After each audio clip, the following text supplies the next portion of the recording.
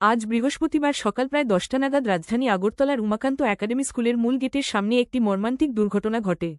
একটি রিকশা চলার পথে হঠাৎই রাস্তার মাঝখানে থাকা গভীর গর্তে পড়ে যায়। ঘটনাস্থলেই রিকশাচালক গুরুতরভাবে আহত হন। প্রত্যক্ষদর্শীরা দ্রুত তাকে উদ্ধার করে স্থানীয় হাসপাতালে নিয়ে যান। হাসপাতাল সূত্রে জানা গেছে, আহত চালকের অবস্থা আশঙ্কাজনক নয়, তবে তার পায়ে ও কোমরে আঘাত লেগেছে। স্থানীয় সূত্রে খবর, উক্ত রাস্তায় পূর্ত দপ্তরের তরফে কিছু উন্নয়নমূলক কাজ চলছিল। সেই কাজের অংশ হিসেবে রাস্তার মাঝে একটি গর্ত খোঁড়া হলেও সঠিকভাবে কোনো সতর্কবার্তা বা ঘেরাটোপ রাখা হয়নি, যার ফলে এই দুর্ঘটনাটি ঘটে। এদিকে ঘটনাকে কেন্দ্র করে এলাকায় ক্ষোভের সঞ্চার হয়েছে। স্কুল চলাকালীন এমন গাফিলতি নিয়ে প্রশ্ন তুলেছেন অভিভাবকরাও। তারা প্রশাসনের দৃষ্টি আকর্ষণ করে অবিলম্বে উপযুক্ত ব্যবস্থা গ্রহণের দাবি জানিয়েছেন। চলছে তদন্ত, তবে প্রশ্ন রয়ে যাচ্ছে, এত বড় গাফিলতির দায় কে নেবে?